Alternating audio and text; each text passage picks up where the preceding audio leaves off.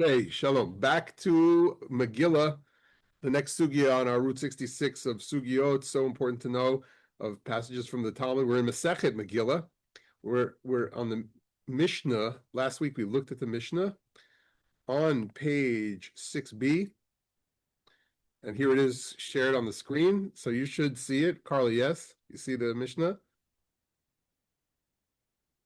And remember the Mishnah, 200 or so CE, Rabbi Yehuda Nasi's the editor and collecting all the traditions, intercalation, setting the Jewish calendar for the rabbis of utmost importance, because now they are the leading crowd who's going to tell you exactly what the calendar should be. Remember, calendars are a big deal. Who controls the calendar is a really big deal. If it was the tzaddokim and the priests of the temple, they might tell you it's this calendar versus that calendar. And there was a big disagreement, remember, between the rabbis and those who created the temple-centered culture when it came to the Omer. And is it always on that second night of Pesach that we wave the Omer, or is it Shabbat that comes near? This was a calendar argument. So we're going to get into tonight also to give you even more background in that way before we remind ourselves what this Mishnah was really talking about. Again, I'll go over what I just said so we have it on the recording here. There's another calendar that was around during this time. That was the calendar of the Essenes, the Dead Sea sect. Their calendar was solar. And they listed a date for every Sabbath reading. And if I list a date for every Sabbath reading and it goes one after the next, then the benefit to me is that every holiday comes out at the same day every year. Like I think of that in that intercalation, Rosh Hashanah is always on a Wednesday. I don't have memorized all of the different days that the other major holidays come out. Very important. And it's also very important to realize in the research we have about the Dead Sea Scrolls, a little bit more background this time around.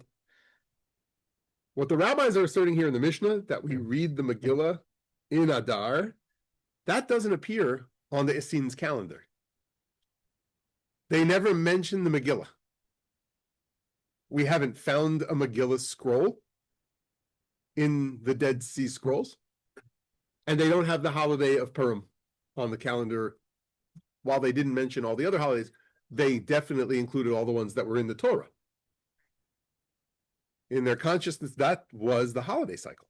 So just to keep that in mind as a bit of the background, and why, when the rabbis are asserting in a Mishnah in Masechet Megillah that we actually read the Megillah and celebrate Purim, they are establishing not just something that you thought we were doing from time immemorial over here with the Persian Jews having had the custom. They were asserting, as what we call the Pharisees move into the capital R rabbis, spiritual political leaders, post-temple destruction, this is what we do. This is our official calendar. If you're a Jew, this is the calendar you follow, and these are the holidays you celebrate, and here's how we celebrate the holidays, and here are the customs that are coming along with it. And when they create that 19-year cycle, 7 of the years, which will be pregnant years, me'ubarot, shana me'uberet, a 2 Adar year, because that's where we kind of see it grow. What if, as a community, I wasn't in contact, I wasn't paying attention, or they had to really do some intercalation for whatever the reasons why in process they were getting the system into place and rectified each year and figuring out which of the years we ought to do this, and was there a reason why we wouldn't do it the following year? Who knows what some of those calculations are and were, except for scholars who really work on the Jewish calendar, and we won't go into the depth of their scholarship right now because I'm not interested in the question. But what happens if I'm a community and I hadn't heard or I didn't know, and I decided Shvat just passed, we celebrate Tu B'Shvat, yay, we knew the Mishnah in Rosh Hashanah that there's a new year of trees. Of course, 1 month later, 15th of Adar, I'm going to read the Megillah. But what if it was a 2 Adar year and I read it in the first year, in the first Adar? It's a pregnant year. It's a 2 Adar year. Now the Mishnah tells me that I must go back and read it. Ein ben Adar Rishon la'Adar Sheni Eila Kriyat HaMegillah Umatanot la'Evyonim, as it says here in the Mishnah. The only difference is the reading of the Megillah and the Matanot la'Evyonim. They have to be done in the 2nd Adar. So if you did other mitzvahs in the 1st Adar, like what? Like you read the special parsha called Shkalim. Like you read the special Torah reading Zachor and you remembered Amalek. So you did that in the 1st, you're done. Yatsatem mi yedei chovatcha. What? You don't have to do that again. You don't have to do that again. Ein bein. In other words, there's no requirement other than these 2 certain mitzvot in the 2nd Adar if I've done the other mitzvahs. And if I made a meal on Purim that I thought was Purim in the 1st month, did it say here that I have to make the meal again? No. If I sent portions to my friends, could I be yotzei? Could I say I fulfilled that in the 1st month? According to the Mishnah, seems like yes. Matanot le'evyonim, gives to the poor, I still have to do. That's the tzedakah to the poor of the realm. Okay, so the Gemara is asking about some of these things that I just mentioned in the beginning of the sugya, which we did last time. And it's really asking that between Rabbi Eliezer, that they don't read it again in the 2nd Adar, as all mitzvot that are practiced during the 2nd Adar are practiced during the 1st Adar. That's Rabbi Eliezer. And Rabbi Shimon ben Gamliel says in the name of Rabbi Yossi, they even read it again during the 2nd Adar as all mitzvot that are practiced during the 2nd Adar and not practiced during the 1st Adar, and they all agree with regard to... Okay, so then there was a whole issue about how these months get kind of, in the rabbinic system, whether or not you can actually perform a funeral with a eulogy, or you could fast because it's a month full of joy. Do we really allow for any of that? So the rabbis also have these kinds of rules that go with months like these to let you know the different nature of the holiday season and of the holiday time. And I'm not interested in going back through some of those arguments, but what I do want to show you is that they come to a verse where what does prove that they have to read every year? Amar Rabbi Yochanan, Ushnehem mikra echad darshu. Both of these sages, Rabbi Shimon ben Gamliel and Rabbi Eliezer, son of Rabbi Yossi, they interpret the same verse differently. What is that verse? B'chol shana v'shana. In every year. Can you see? Okay. B'chol shana v'shana. Rabbi Eliezer b'Rabbi Yossi savar. So Rabbi Eliezer thinks like this: B'chol shana v'shana ma kol shana v'shana adar hasamuch l'shvat. Afkan adar hasamuch l'shvat. He says, I think really the mitzvah of reading the Megillah is in the month of Shvat. The Adar after Shvat. The one samuch l'shvat. The month of Shvat comes before Adar, and every time I celebrate my Tu B'Shvat, my New Year of the Trees, I should suspect and expect that we're going to read the Megillah 30 days later, and it's going to be in the 1st Adar. Rabbi Shimon ben Gamliel maintains the following. Rabbi Shimon ben Gamliel savar b'chol shana v'shana mash kol shana v'shana Adar hasamuch l'Nisan afkan Adar hasamuch l'Nisan. But Rabbi Shimon ben Gamliel doesn't say it's from Shvat to Adar. He says, no, what it really means is that when he's talking about Shana l'Shana, it's Purim and then Pesach. Now, what do I mean by Shana l'Shana? That year after year, I do it this way. But it's also something else. What is the first month of the year according to the Torah? Nisan. It is not Rosh Hashanah of Tishrei that really is the beginning of my full new year. Rosh Hashanah for Tishrei is the regnal year, the year that I use to account for kings. So if, let's say, I ascend to the throne in ancient Israel, and I'm 1 month in from the month of Elul, and I get to Tishrei, I'm already in year 2. Because once Rosh Hashanah Tishrei comes up, that's the king. That's the king being accounted for, the regnal year. Over here in Nisan, that's the calendar year for Am Yisrael. And it could be that Shimon ben Gamliel has this kind of consciousness that I got to go out with Purim, I got to go in with Pesach. Most of the time, we just sense that they're talking about a ritual kind of comfort zone. Seems like a better idea to Rabbi Eliezer that it's going from Shvat, where you had New Year of Trees, to the holiday of Purim. You want to give me a little drush on that? They used wood to make the gallows, and he's always thinking, oh, the trees, they did good for Am Yisrael. And here the gallows, that were supposed to be for the Jews were turned on Haman and the evildoers brewed themselves.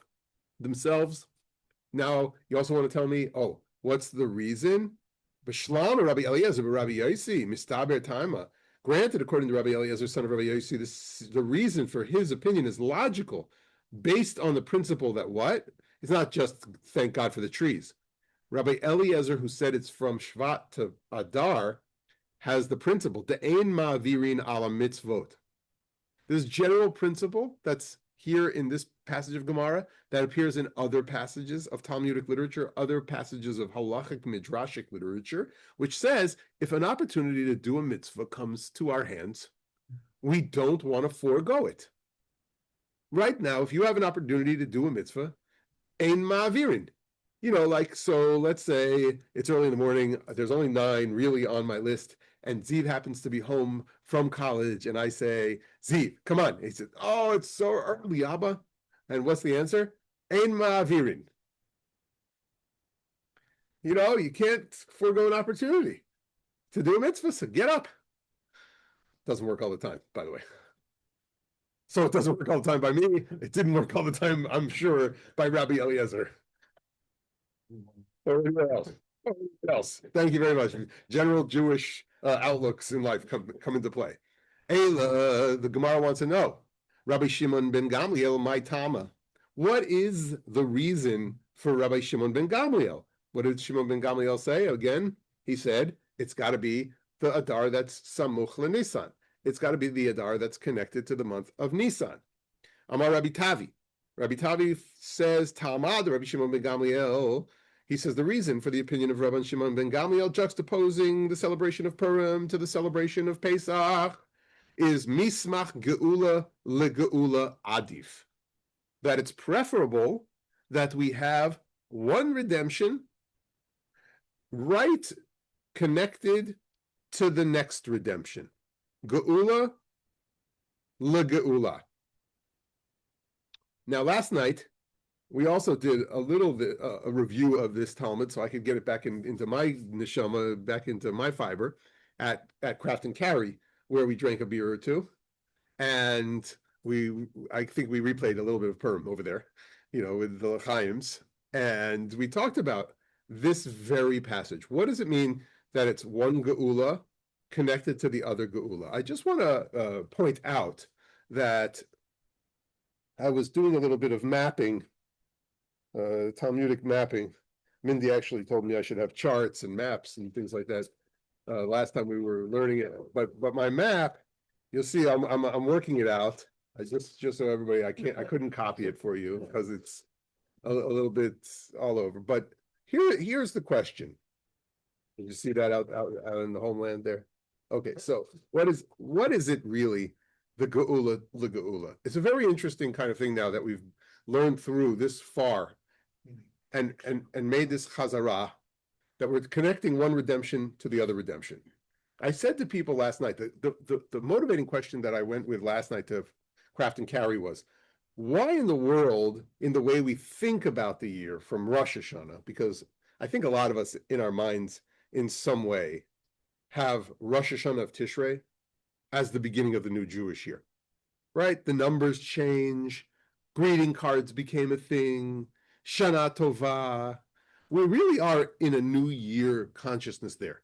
But the rabbis, and then for the calendar system, there is a real sense, they work in a real sense of creating a Nisan beginning of the year and Pesach being the real beginning.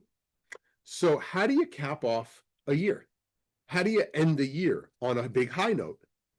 How do you go from everything they want to kind of emphasize, and what themes then come, and what's going to make it come, but the holiday of Purim. Purim, in this vein and in this cycle, becomes the holiday before the new year.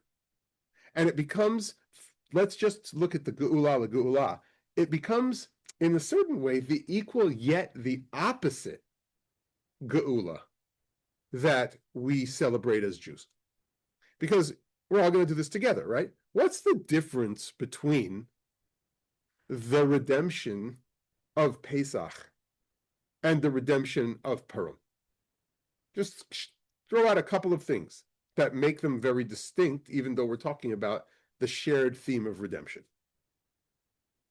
We fight and we're armed.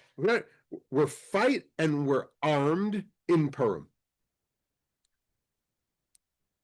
Though there's a tradition that we go out of Egypt armed, when it says that we will go chumashim, right? That's not with like a chumash from the sanctuary, a copy of the Torah in our hands. That is a chumash as in probably in 5 columns and some way that we're organized marching, but it's also a tradition Rashi brings down that we were armed when we left Egypt. Okay, so that's, there's a tradition, but it doesn't actually say we're going to stand up to fight. Who is fighting in the Pesach? Whose the arms are stretched out? It's Kodesh Baruch Hu. It's God. Who is extending the sword and making sure we defend ourselves, and even for more than that in the Shushan and a day further, and defending ourselves? The Jewish people. Who has to take up to defend themselves in the provinces of Achashverosh? You see a different. What else, Meira? In Shushan, they fought within the system. Yes. They want to stay with that king. We are still here. While Yetziat Mitzrayim is we leave everything behind. We have a whole new system, a whole new identity. It's very different redemption. Great. So by the end of the year, there's an assertion that you are part of the 127 provinces. You are political actors. You have agency. You have to have the right relationships. You have to even stir a little bit of controversy, maybe. Hold that thought. You have to have the right person on the inside who may not even at first be so much a defender of her people. You're going to act in what we consider to be like the real world, let's say. But with Pesach, because God heard their screams and the cries, and we might say that there was a little bit of agency there, finding just some koach, some strength to cry out to God. Really, the plan is that God said, you're going to be enslaved so many years. You're going to have a Yitziah. I'm going to show that Pharaoh. And there's going to be a Yad Chazakah Uzroa Netuya. There's going to be a strong, mighty hand and an outstretched arm. And there's Makot, and there's all those plagues that come in Egypt. And there's just a different kind of redemption that deserves a full Hallel. What about the length? How long were Jews enslaved before redeemed? How long were the Shushanites? Yeah, the length is so different. And so all of these do create a landscape of redemption, right? So when we throw them into stark contrast with each other, we see the tie that binds, the theme that's shared is redemption. But for the rabbis, they really are insistent that we have this chaos of a celebration of Purim with all the messiness of political and geopolitical agendas and people who have love in their hearts and people who have hate in their hearts, and the way that the people has been embarrassed before, and the whole big thing starts out with a party, and they're using the cups from the Beit HaMikdash, from the temple. They're using the vessels to throw a drunken bash, and they have a guy who's known as a Jew who's going to foil a plot, and a woman who's going to move into the kingdom to be married to a king. And we're saying, what is this intermarriage that's going on. Go back to Mark Ashley's great lecture and everything that he talked about for Purim this year. Go listen to the recording. And then for Pesach, we have an awakening story of the hero to become connected to the very brothers, sisters that do need his service. And we have a family who then fights for the betterment of the Jewish people through the partnership that Aharon has, the Miriam story and saga, and the Midrash that has her fighting for the very birth of her brother Moses. And were it not for her, they would never find water in the desert. But, this was the moment that was about the great Yetziah.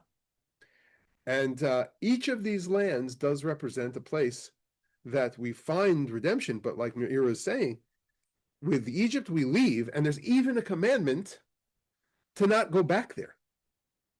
Whereas right away at the end of the Megillah, Mordechai is part of the governmental landscape. He is second to Achashverosh. He's the guy who's doing taxes like Joseph in the land of Egypt when he was there back when. And he asks for goodness for all his people. And to the majority of his brothers and sisters, he's the right guy. L'rov echav, it says in the Megillah. For the majority of his brothers and sisters, he's accepted as the right guy in office. We could say more about what that really means, and we will say more regarding the somewhat controversial look at Mordechai, Davka, but we're going to save that for another part of our sugya, because that's where we're headed. Mention Miriam, Miriam is mentioned that she has a role, but we talk about Esther as a heroine. It's very, very different position of a woman. We have a heroine and Malka. We have a queen, a political queen. We have Miriam, who's considered a neviah, a prophetess. And so, yeah, you're right. These are two. I don't think it's that same. It's not.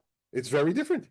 She is, she's betting her life to do this. She's the only one that's in there. And I think she's very strategic in the way she accuses and invites and everything like that. But the word heroine is used for her, which is quite unusual. She is definitely our queen. Miriam is definitely our prophet. And so we have very distinct and different roles, as we do with the men involved in the story as well. Yeah, Barry. Just want to point out the way you frame this brings to mind what I consider to be the handoff point in the Passover story. And it occurs when Moses is, at the water, and Moses reassures the people, don't worry about a thing. God will take care of all of this, and you'll be amazed at what he's going to do for you. And that's when God says to Moses, what are you doing? It's time for you to take action, not just rely on me. And I think that moment has always been very striking to me as being the handoff from God, in fact, doing all of everything, to God now demanding a real partnership in the process. Very nice. So I do think you do have agency. I'm not arguing that you don't ultimately have agency. Right. But saying, it's a very different agency. yes, it's still not within a new, not in an alien environment. Yeah. It's the formation of the people. It's the leadership. It's the growth of the leader. It's not necessarily the same type of redemption and Jewish salvation that's orchestrated. But it's no longer just waiting, being passive and doing what God is going to do for you. It's now you must be active. I would say that in both, despite the fact that one seems a lot more geopolitical, a lot more within what I'm going to just call real life, right? As opposed to go tell that old Pharaoh and here are all the plagues, and we have supernatural angels of death coming to make sure that the Egyptians pay the price through the compassionate justice of the Lord. I would say, yes, and they're always about agency in the Torah. We can find places where agency is really important by any of our forefathers, foremothers, and we have to identify those. There is a shared theme of that being also redemptive within Judaism and within the two holidays. But what I've tried to introduce to you, which we don't often think of, I think, is that if Purim comes and the rabbis are insistent that this is a holiday we're going to celebrate, and they're going to insist in it in yet a different way. Like I told you, the Essenes don't even have in the Dead Sea Scrolls collection the Megillah of Esther. The rabbis are going to insist, not only do we do this every year at the end of the year to then begin the next year, Geula la Geula, redemption to redemption, they're gonna insist that this book is actually in our canon. They're going to insist that the book makes it into the Tanakh, where we see there is some question of that reality. And the beautiful thing about that part of the sugi that we did last week, which we're doing again just to review what we did say about it before we get and move further, is that it's Esther herself that insists to the Chachamim that this Megillah get put into the canon, it become part of the Tanakh, and that it's read year to year. And they put into her mouth, if you will, the demand, and the Chachamim are listening. Which, don't tell me about the crazy timeline of, how could Esther possibly speak to the Chachamim of the age of the Talmud? This is part of our Masorah, right? That she spoke to the right sages who obviously carried it through all the ages. If you need the down-to-earth description and explanation, or maybe it was that some Chacham had a dream and you're one of those guys in the Middle Ages who says, I have to figure this out and put some dialogue together to actually get Esther speaking to, Rabbi Yehuda Nasi or at least some of those who are canon, the canon creators, what have you. But here we're going to see in the Gemara that there was one thought that maybe Shana v'Shana means I could have it every Adar v'Adar. It was read in the first Adar, and therefore it could be in the second. And then the Gemara asks, Rabbi Eliezer, Rabbi Yossi, Haya Sheni. There's a mention of this word Sheni the second time. The Rav Shmuel Bar Yehuda, the Amar Rav Shmuel Bar Yehuda, b'techila kvu'ah b'Shushan u'levasof b'chol ha'olam kulo. And they say that they established the observance of Purim in the city of Shushan alone, because that's where Esther really made things happen, and all of the capital city was really the one that was the most important city to celebrate it. But then ultimately it comes back and says a second time, and that, remember, the letter is sent a second time to say to the Jews in Shushan that they're going to defend the capital city yet another day. Well, that is because we really have the Masorah that word is attached to the lesson that we not only celebrate in Shushan, we celebrate in all the cities throughout the world. Amar Rav Shmuel bar Rabbi Yehuda, shalcha lehem Esther lechachamim. And here's where we get Rabbi Shmuel bar Yehuda teaching that Esther, she sends to the sages the following. Shalcha is an interesting choice of vocabulary. She didn't teach them, she sends them, as if that she's sending them a letter, which is, thematic with the Megillah. There's so many times that they send decrees and they send letters. So it's a very kind of fun connection to the very language of the Megillah. It's also that both men and women in the Gemara culture send questions or suggestions to the sages. And so the verb shalcha here really is about Esther becoming a soul who can send, in this case, a request / command, because she's going to use a command form of a verb. Kiva'uni lidorot. Esther says, establish me for generations. Esther requests the observance of Purim and the reading of the Megillah for all generations of Jews. Shalchula, the sages say to her, they shalchu to her too. Like, it just keeps going with this verb, shlach. And I really think it's just about some of the stylistic, literary kind of connectivity to the Megillah and the love of the language over there in the Megillah. But it's also that they're in real dialogue with Queen Esther. And they've put her as a dialogical partner within this Gemara. Kin'ah at me'oreret aleinu lavein ha'umot. And here is the first time we see this expression of something that we're going to worry about when we live among the nations and the peoples of the world, in the kingdoms of the world, in 127 provinces of an Achashverosh. They say to her, isn't that going to stir trouble with all the people around us? Isn't reading and celebrating, like the Megillah says, that the Jews, they respond with the self-defense and then add a day and then do the work of self-defense? Isn't that going to really concern the nations we live amongst and be a little bit of a threat? And bad tidings here. Shalcha lahem, she sends back to them and says, listen, we live in the real world, folks. Kvar ktuva ani al divrei hayamim lemalchei Madai ufaras. I'm already in the chronicles of the kings of Media and Persia. They're going to tell this story if we don't tell the story. And they're going to tell it in their way, and we're going to tell it in ours. And so maybe it'll be what? Maybe it'll be a warning. Maybe it will be, yeah, you think you can get away with this kind of plan?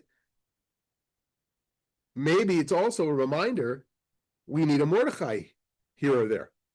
We need an Esther here or there. We need the kind of self-defense. You know, the Bund, back when the pogroms were happening, didn't necessarily see themselves as Jabotinsky kind of organizers of Jewish self-defense leagues. But in fact, they too put together some bands of self-defense. So we're already in the Chronicles. So you better just see it as a response to the way the world can be, chaotic and full of Amalekness, Hamanic reality. We need to have that in our canon, and we need to have it as a holiday. First, it starts with the argument that we should have it as a holiday. Now it will go towards the question of being in the canon or not. Bobby, before we go on.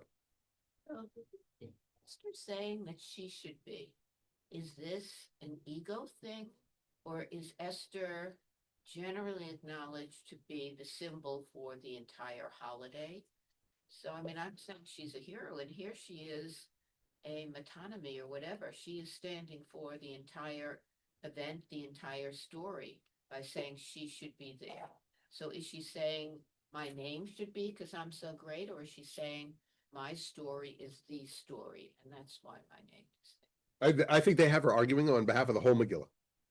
I don't see anything ego about it.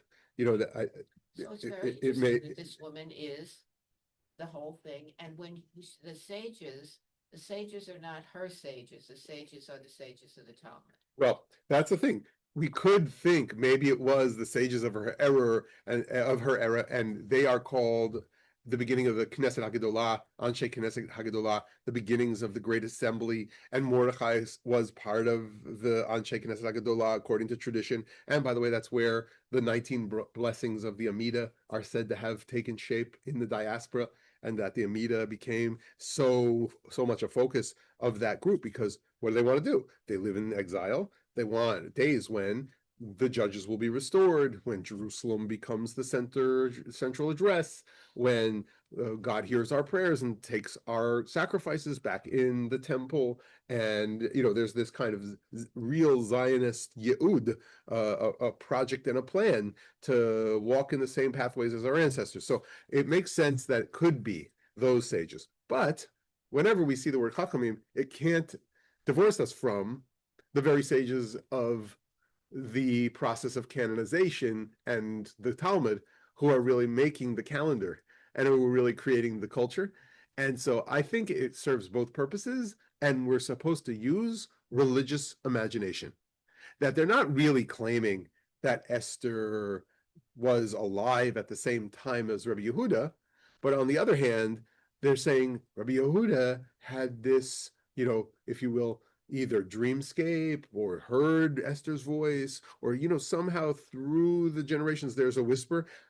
I think to write about it, and to write about it poetically, would probably even be better than trying to convince you and say it, right? That there's a dialogue that's suggested in a hyper literary poetic way between Esther and the sages as they create the calendar. She spoke to them. Yeah, she spoke to them. Just say that we call it Purim, but it's the Book of Esther. That's right. So it's a scroll of Esther, really. The scroll of Esther. So, I think the identity is her identity. Yeah. Yeah. So they're going to argue now. Is this book, is this scroll a scroll that should be in the canon? Don't we mention enough times about the Amalekian threat? Do we need the story of Haman and Ahasuerus and this kind of geopolitical intrigue? The way they get into that is to Rav Chanina v'Rabbi Yochanan v'Rav Chaviva Matnu. They taught Bechule Seder Moed Kol Ki Hai Zuga Chilufe Rabbi Yochanan u'Me'ayil Rabbi Yonatan Shalcha Lahem Esther l'Chachamim Ketuv V'ni L'Dorot. So after she says, write me in for generations, Shalchu La Halo Katavti L'cha Shlishim V'lo Ribeim. Esther, we only need 3 mentions of this guy. We don't need a 4th. We don't need your Megillah in the canon. And what are those different places where we already have 3 mentions of enough that it's a warning for us to be really on guard, for the world to know that we understand who the enemies are? The sages, Ad Matzulo Mikra Katuv B'Torah, Ketov Zot V'Zikaron B'Sefer, Ketov Zot Ma Katuv Kan U'Mishnei Torah, Zikaron Ma Shekatuv B'Nevi'im B'Sefer Ma Shekatuv B'Megillah. So it says, until they find, the sages didn't accede to Esther's request, until they found a verse written in the Torah, write this for a memorial in the book, and rehearse it in the years of Joshua, that I will utterly blot out the remembrance of Amalek from under the heavens. The sages interpreted this verse, write this, that which is written in the Torah here in Exodus. Ketov Zot, write this. In Deuteronomy, a memorial. And that which is written in the prophets in 1 Samuel are on this matter in the book. So they have this, and they look at the different phrases within the verse, and they figure out that in the book, that which is written in the Megillah is the 3rd mention of Amalek, and not the 4th. They now have a different division, as both mentions in the Torah pertaining to Amalek are considered 1. So Exodus and Deuteronomy, instead of being 2, are really considered 1. Then I have another in 1 Samuel, and then I have Megillah. So that isn't that 3? But the Gemara comments, well, I really don't see. Very fishy counting. Yeah, it's fishy counting, as you know. We pull things out, and so we're doing a little bit of that work, and they're trying to figure out which phrase goes with which part. And Rav Yehuda, Amar Rav Yehuda, Amar Shmuel, Esther Eina Mita'am Ma Et Ayadayim. Rav Yehuda said that Shmuel said, and here's what's going to help them with the discussion, the Book of Esther does not render the hands ritually impure. Now the sages had issued a decree that sacred scrolls render the hands impure. Right? I have to be careful about how I touch them. The Book of Esther was not accorded the sanctity of the scrolls, and therefore what? I could argue from the place that since it's not accorded the sanctity law, then it obviously shouldn't be in the canon.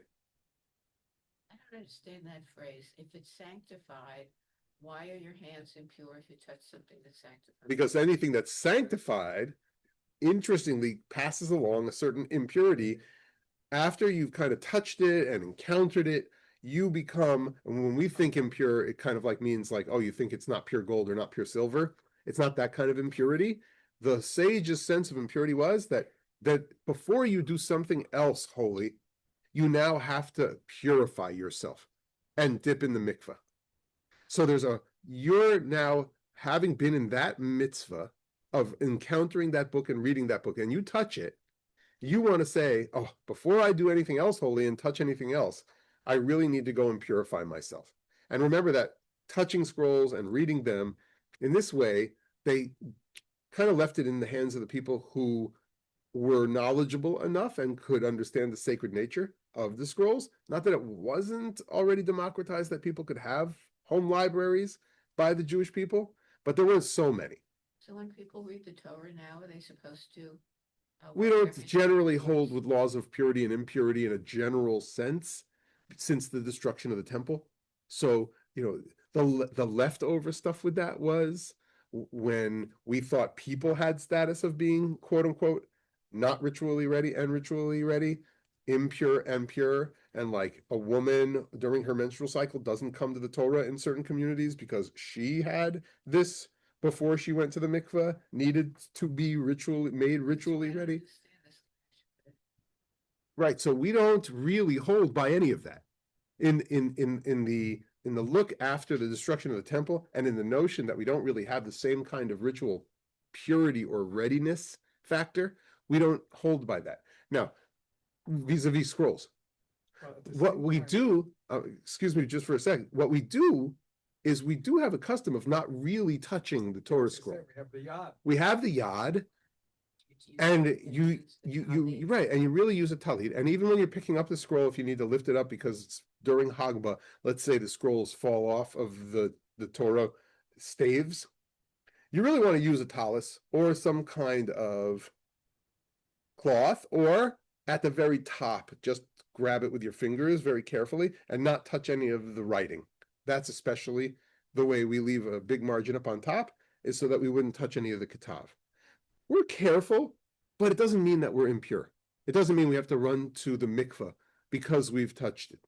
In the way that in the world of the rabbis still, maybe even into the first centuries after the destruction of the temple, they had some degree of feeling that there was this ethereal dimension of impurity and purity that they really ascribed to certain scrolls. Think of not and impure, but requiring a bathing or a cleansing after. Cleansing, right? And they wanted you to cleanse because dirty, not because dirty has connotations with it. Right, and so therefore, like what Milgram would say, Dr. Milgram would say, who's the great writer on the books of Leviticus and Numbers, that we don't understand the word impurity because of our English mistranslation. Yeah. Larger than the one word we think. But the point is that the books of the Bible are sacred and cause the hands to become impure. And Megillot Esther was not assigned this status. And according to some who assigned it this way, obviously it shouldn't become part of the canon. Lamemra de Savar Shmuel, Esther lov Baruch HaKodesh Nemra. Is this to say that Shmuel maintains that the book of Esther was not stated with the inspiration of the divine spirit? Vaha Amar Shmuel, Esther Baruch HaKodesh Nemra. But Esther was indeed created, stated with the inspiration of the divine spirit.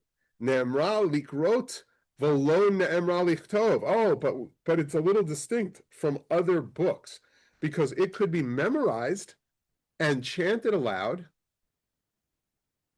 but it wasn't supposed to be written down.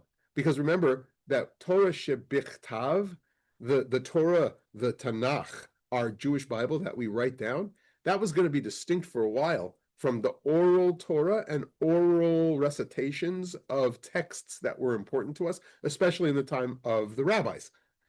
The time of the rabbis, so much more was memorized, and so much more could be recited Ba'al Peh. Torah Sheba'al Peh is called that, oral Torah is called that because, can you imagine, who's a lawyer here? Carly, you're a lawyer. How much did you actually have to memorize and recite of any legal code during law school? Did you have to do any? More than you would think, but it's not the main point. No. More than you would think. Okay, yeah. So probably you're right. Remembering the Gettysburg Address, I remember from history. Me too. The preamble. Okay, but codes really? So interesting. If you did, at a certain point, remember the sages? They could practically recite the entire Mishnah. 63 tractates, or at least they had one Targuman who was really the official guy who remembered every teaching of a tractate. And that Targuman, that translator, that performer of the text would be able to perform it aloud. Now, we have a problem, though. I'll tell you this, because Shmuel, who says it wasn't allowed to be written down, there's this objection. Meitave, Rabbi Meir Omer, Kohelet Eino Mitamei Hayadayim. Wait a minute, Ecclesiastes didn't render the hands ritually impure either, and there's no dispute about that, is there? And by the way, Shira Shirim, Machloket, and there's an argument as to whether or not the Song of Songs renders the hands impure. And it would seem like if you guys are going to make that the basis upon which we talk about inclusion in the canon, that's going to lead us to a big discussion. Rabbi Yossi Omer, Shir Shirim Mitamei Hayadayim. Oh, but thankfully, Rabbi Yossi clears it up. It does indeed make the hands impure. Umachloket b'kohelet. But there's an argument with Ecclesiastes. Rabbi Shimon Omer Kohelet mikule Beit Shammai michumrei Beit Hillel. And we ultimately get this kind of insertion here that Beit Hillel, who's usually a little bit more lenient than Beit Shammai, they have a stringency with regard to Ecclesiastes. But what you see here, what's important to me, is not whether you remember who has its position about whether or not one is impure or one is impure. That's the who is not important. It's the what. The what of, there's an argument about whether or not these books should have gone into the canon. And we're seeing, like sometimes I make mention when we're doing holidays and we don't know exactly which is the tradition that's going to come down to us in the first codes of Jewish law, that really this is the way you celebrate a holiday. Right now we're seeing a little bit of the committee notes on canonization. And the whole idea of these scrolls, Ecclesiastes, Song of Songs, all connected to different holidays, will get connected to different holidays if they haven't been by this point. Esther, they are either in or out. And so it's going to be stated that Esther is really part of the Tanakh, and it's going to be so because Tanya Rabbi Eliezer Omer, Esther Baruch HaKodesh Nemra. Esther was really said with the inspiration of the divine spirit. Shenemar, as it said, Vayomer Haman Belibo. And Haman thought in his heart. And of course, like, if it says what he thought in his heart, who's really the narrator over here? God. God is the narrator over here. Because how could Esther herself tell you what's in Haman's heart? So obviously God is in this book. Rabbi Akiva Omer, Esther Beruach HaKodesh Nemra, and I have some bigwigs now saying this. I got Rabbi Eliezer saying it, and I got Rabbi Eliezer agreeing with Rabbi Akiva. And yeah, God was really involved here. Shenemar, Vatahi Esther noset chen be'enei kol ro'eha. Esther found favor in the sight of all those who looked upon her. And now, how could Mordechai know that? How could Esther know that? How could the king know that? I mean, they could have an opinion, like so-and-so thought Esther found favor. But only God could really know that. Ruach HaKodesh was involved. Rabbi Meir Omer, Esther Baruch HaKodesh Nemra. All the bigwigs are chiming in. Shenemar vayivada hadavar leMordechai, and the thing became known to Mordechai. Again, what became known as the plot of Big Tongue and Teresh. Rabbi Yossi ben Dormaskid Omer, Esther Baruch HaKodesh Nemra. Shenemar uvav biza lo shalchu et yadam. But they did not lay their hands on the plunder.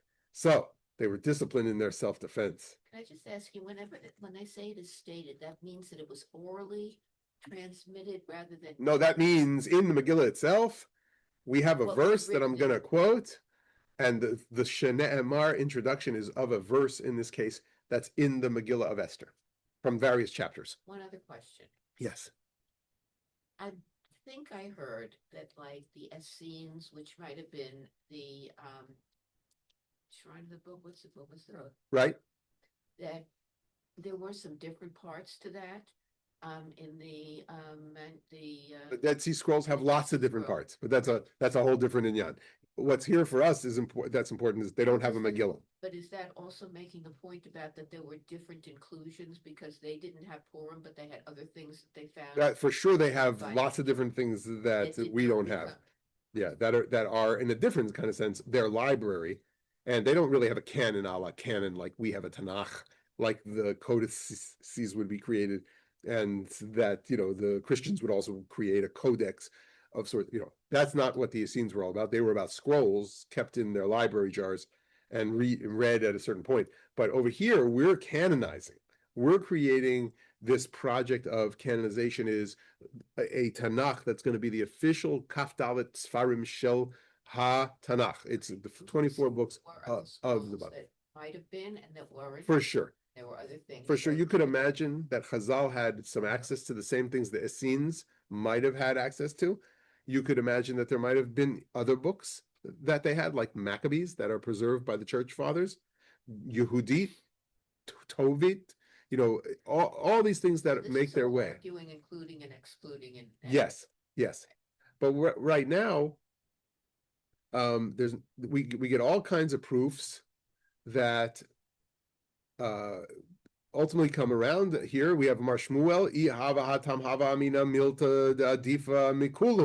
I have a better midrash for all of than all of you do. Shinemar kiyamu v'kiblu, kiyamu lamala masha kiblu lamata. They confirmed above in heaven what they took upon themselves down below on earth.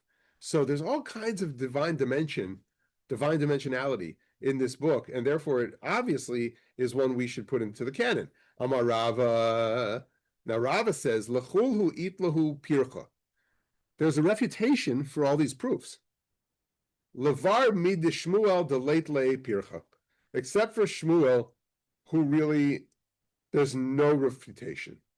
And the Gemara elaborates to Rabbi Eliezer Svarahu de lohava inish de chashiv lemalka kavate v'hai kika ma peish tuv amar adate denafshe ka'amar. That which Rabbi Eliezer said with regard to knowledge of what Haman was thinking, that's based on logical reasoning to conclude that was his thinking, and there was no other person as important to the king as he was. And the fact is that when he elaborated extensively, he said, let the royal apparel be brought, and he said it with himself in mind.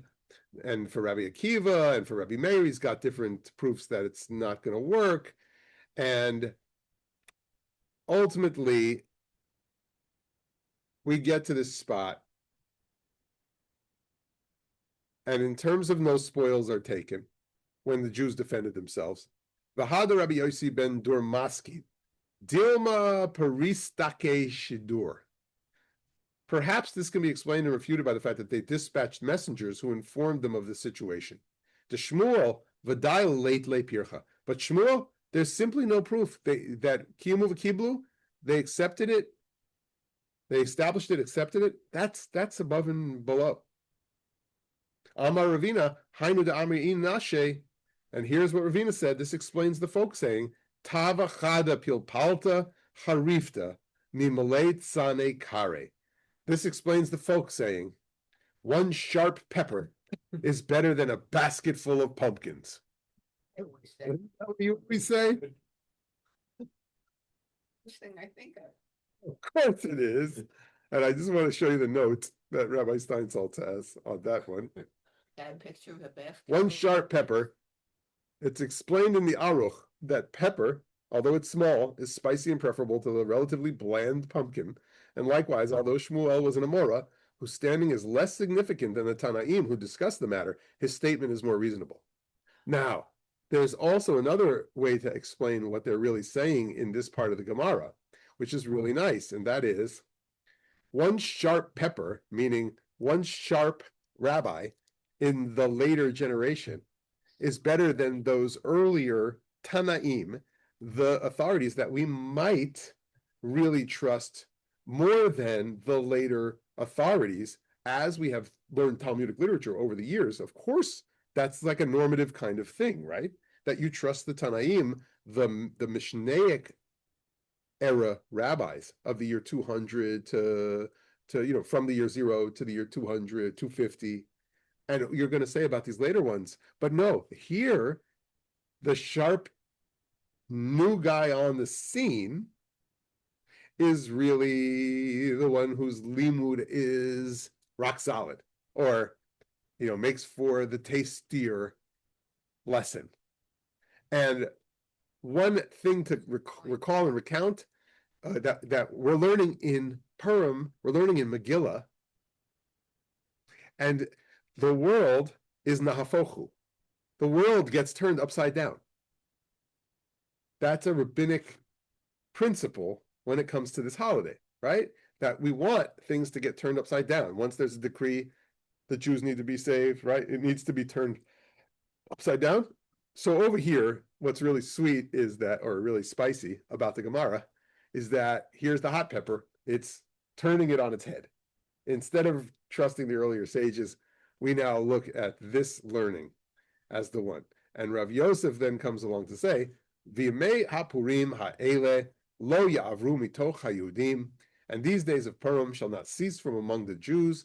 Rav Nachman bar Yitzchak omer mehacha v'zichram lo yasuf mizaram, nor the memorial of them perish from their seed. And they add those limudim to say it's going to forever be a holiday in our midst. Umatanot la'evyonim, and gifts distributed to the poor, because that's the mitzvah that we say needs to be done, and it's also written in the Megillah itself. Tane Rav Yosef, umishloach manot ish l'ra'ehu, shtei manot le'ish echad. We say we're going to make a distinction between what mishloach manot are and what gifts to the poor are, and 2 portions to 1 person allows you to fulfill your mitzvah of mishloach manot, right? A package of mishloach that I send to manot. I send portions. Because it is plural, I have 2 items, but it's to 1 person. So as long as I have 2 items in my mishloach manot, I satisfy. Can they be the same blessing? Later codes want to ask, maybe I have to have 2 different things with 2 blessings. These are all good questions. From mana, that word manot? Does it come from mana? Well, it's a portion, right? Mana, Raman, is a portion of that mana that was in the wilderness. So yeah, definitely. Umatanot le'evyonim, shtei matanot l'shnei b'nei adam. You have 2 people who need to receive gifts of tzedakah. So you indicate that you are giving those 2 gifts to 2 different people.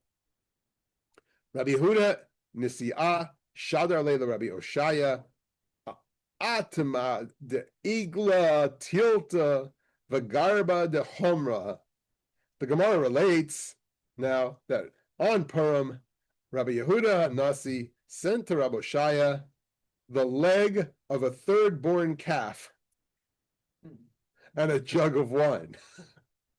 Okay, so now we're going to get into a little maisala, a little, how did they fulfill the mitzvah?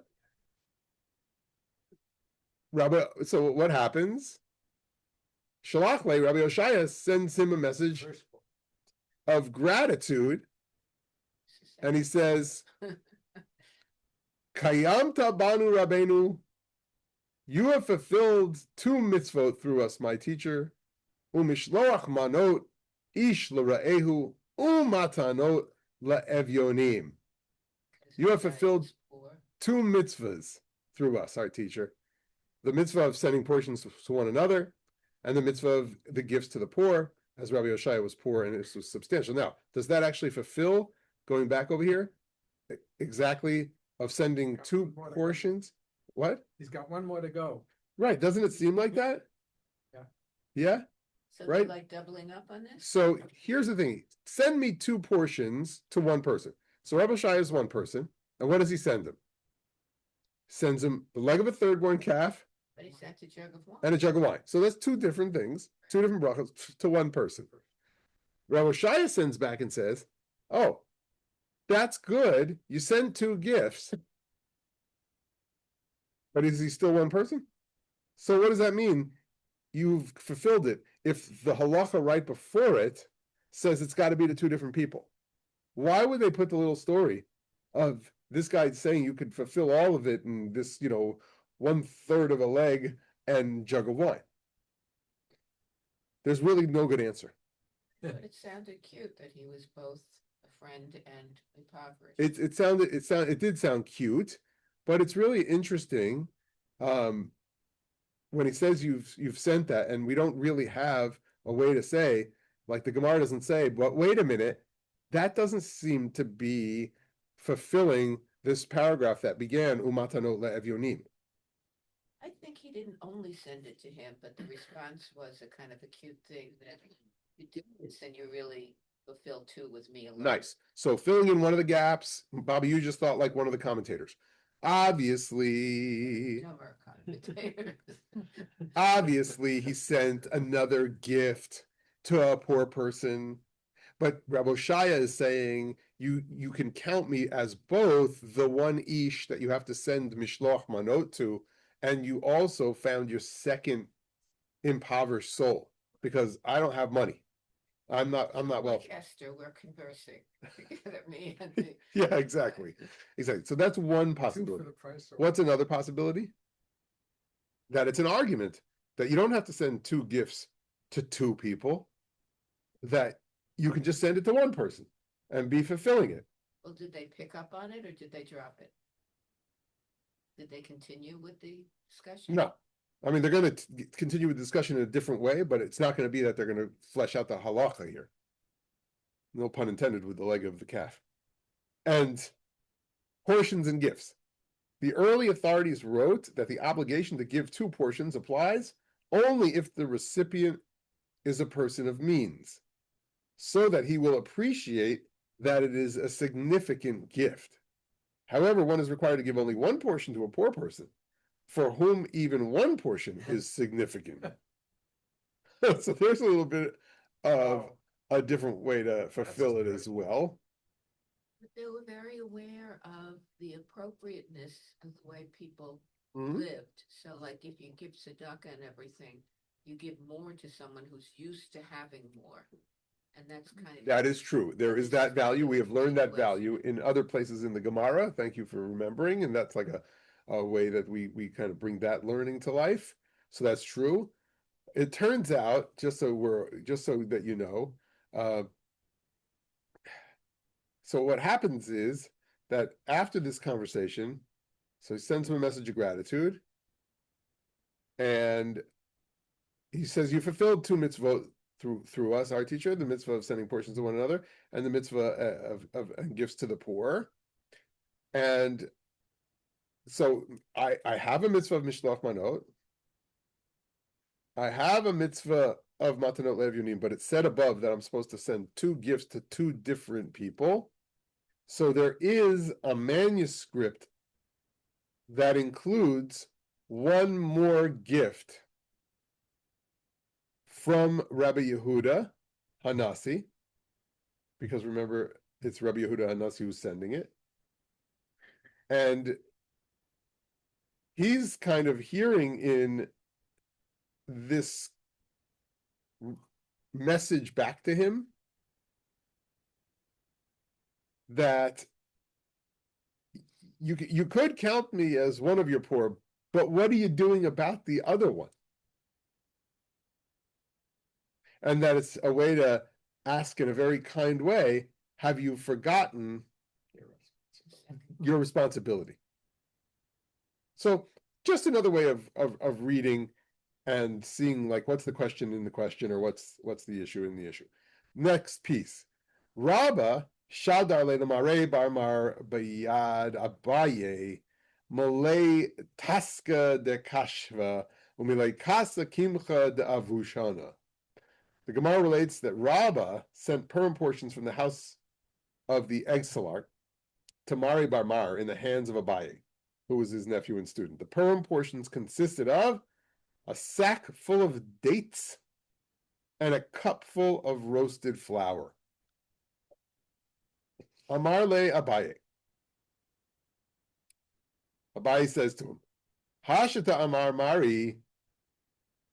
Now Mari will say the popular expression, I chakla'a malka leheve, dikula mitzavare la nache. Even if a farmer becomes the king, the basket does not descend from his neck. Rabba was named the head of the yeshiva in Pumbedita, and nevertheless, he continued to send very plain gifts, because he was an impoverished guy. So even though he became this high office, doesn't mean that everything's guaranteed vis-a-vis wealth. Or you have another way of maybe explaining, even if a farmer becomes the king, the basket does not descend from his neck. There's some who, though they acquire some wealth and some status, are very down to earth and continue to give the same thing that they would have given when they didn't have such station. Or they're just cheap. 3, just cheap. Now, what was the basket doing on the neck? That's just that's just the way the saying goes.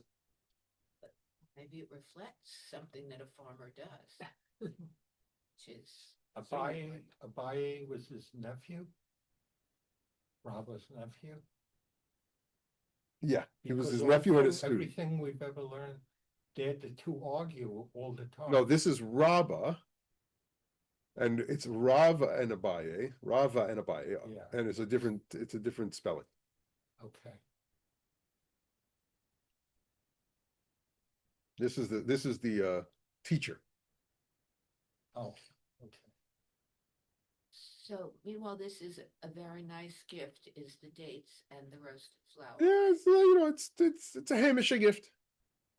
Dates you have, they're dried, they last a long time, and the roasted flour. I mean, what does the roasted flour really mean? Kimcha de vushana.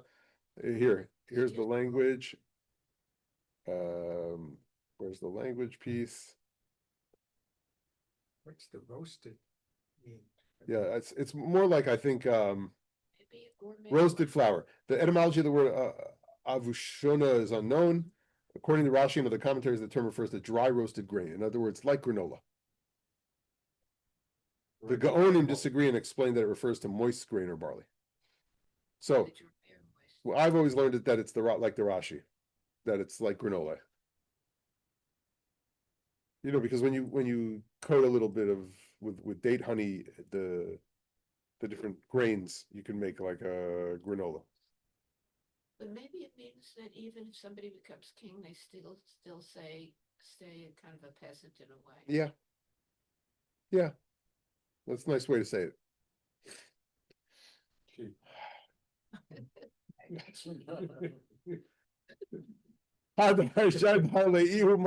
Taska de Zangavila. Male bar Mar sent back to him a sack full of ginger, Malay casa de pilpalata aricha, and a cup full of long peppers, a much more expensive gift. Amar Abaye, and Abaye said to him, Hashita Amar Mar, the master Rabba will now say, Ana shadari le chulia v'ihu shadari chorfa. I sent him sweet items and he sent me sharp ones. Leave out the expense. Ooh. Amar Abaye, in describing the same incident, ki nafki mi beimar hava shava ana ki matai lahatam kri vuli sheet inside the sheetin mina kadera va'achali bahu sheetin pluge. And so Abaye says, when I left the house of the master Rabbah to go to Mari Bar Mar, I was already satiated. However, when I arrived there at Mari Bar Mar's house, they served me 60 plates of 60 kinds of cooked dishes. And I ate 60 portions from each of them. Uvishula betrayu havu karile sli kedar uva'ay lemetra sa betra. And the last dish was called pot roast, and I was still so hungry I wanted to chew the plate. Now, what does that mean? That all the portions are like, micro portions? A Or- tasting menu. Yeah, it's a tasting menu. They thought they were satisfying me with all this. They thought it was so elegant and whatever. Or it's like the commentary about how much we spend for the $250 dinner, and then you eat from the tasting menu, and then you go home and you're starving. Amar Abaye, and Abaye says in the continuation, Hainu da Amri Anashe Kafin Anya Veloyada. This explains the folks saying that people say the poor man's hungry and does not know it. And Abaye was unaware how hungry he had been in his master's house. Inami ravchad levisima shechiach. Alternatively, there's another expression: room in the stomach for sweets can always be found. And there's your, desserts. There's always room for this. There's always room. There's always room for dessert. So that's a Talmudic saying, folks. You didn't know? It was a Talmudic saying in relation to all the good sweets that you're supposed to send on Purim. So when there's an overload of sugar in your house because the Mishloach Manot come and the Purim gifts come, you have to remember it's all in the good reflection of the Gemara. Abaye bar Avin Rabbi Chanina bar Avin mechalfi sudat haihu lahadade. The Gemara relates now that Abaye bar Avin and Rabbi Chanina bar Avin would exchange their meals with each other to fulfill the obligation of sending portions on Purim. And so that would be a full exchange. What, Bobby? The next one about the intoxication, is this where it comes from? Exactly. And we're really at the end of the day today. And so I'm going to read you this introduction to it. And next time we're going to really fulfill our obligation of understanding this. It's not going to be for a little while that we're going to be learning together because we have the next 2 Wednesdays, very special Wednesdays. I hope you can make each of them. Benjamin Marcus next Wednesday is speaking about his illuminated and illustrated Megillot Esther and Song of Songs. Very different than Barbara Wolf's amazing and lovely and exquisite illumination work, which is, out of this world. Benjamin is someone who was commissioned, though, and found a powerful way to bring the stories alive in the good old traditions of finding actual full Megillot that are going to be used in readings for synagogues services, and to illustrate and illuminate in his own way this set of scrolls that he has started with, one Esther and one Song of Songs, and he's really looked into some of the midrashic reality of those texts and brought some of that to life. And then the following Wednesday night, Charlie Scheidt wrote a memoir about his family's Holocaust survival and beyond, thriving, and values that we really should be embracing of in modernity, the lessons that he's kind of learned from that narrative in his family as children of survivors and family that carries on Jewish values. Owen Pell will be interviewing him and pulling and teasing out the themes with Charlie, who is really a force behind much mass atrocity and genocide prevention work, along with Owen and the Auschwitz Institute. So really interesting dialogue about to unfold with the launch of this book.